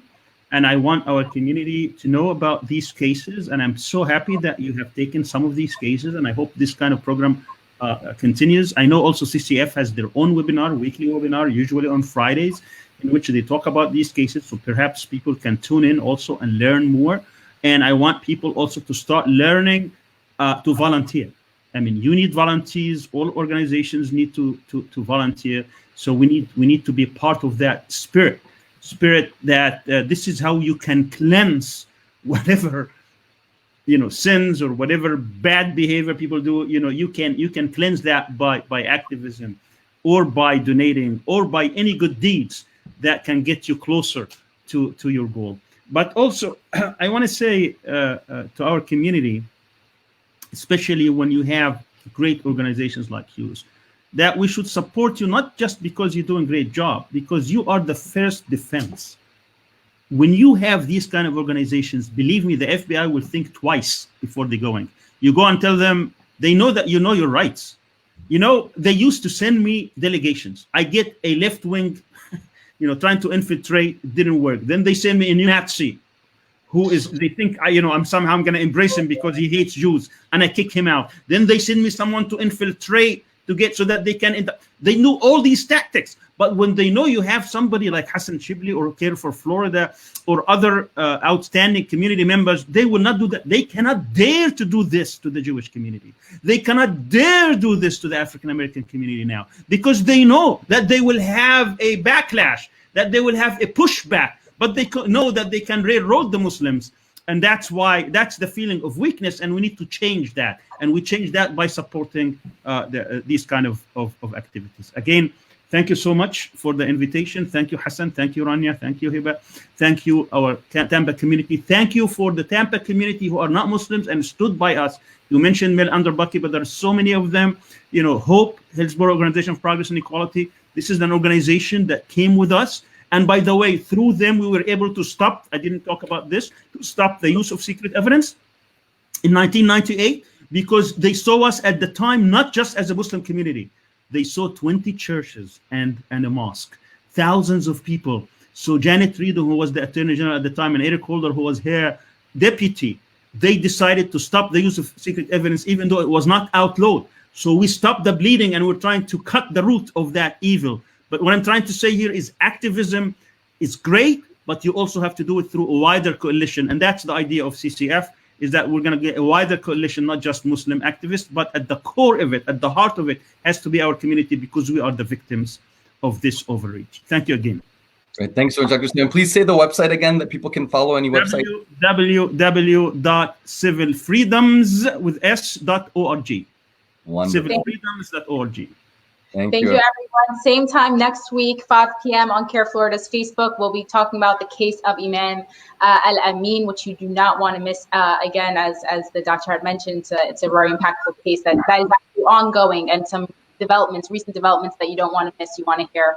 So we'll see you then, inshallah. Assalamu alaikum wa rahmatullahi wa barakatuh. Be sure to share this video, everyone, and send it to all your friends. I got some prosecutors in the office that tried to prosecute him, watching and really expressing their regrets for what happened. So we need to get the word on and expose this injustice and make sure that we prevent it from happening to the next Dr. Sami. May Allah bless you. Thank you, Dr. Sami. Please keep us in your prayers in Turkey, and send out to the family. Wassalamu alaikum wa rahmatullah. Thank you.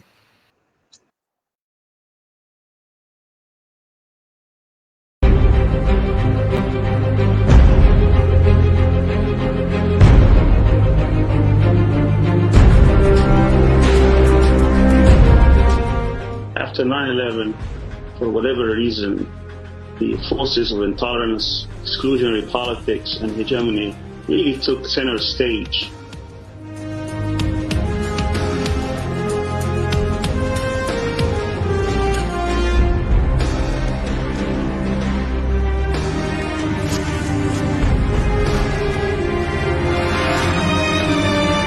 They would expect and want and clearly seek weakness and fear and apprehension and alienation. في المؤسسة لم يكن من أجل بضعة الدولارات التي كنا نبعثها والتي بالدوب تكاد تكفي احتياج الشعب الفلسطيني، ولكن للطاقة الكامنة التي كانت مخزنة في هذه المؤسسة استطاعت أن توصل عبرات ومعاناة الشعب الفلسطيني.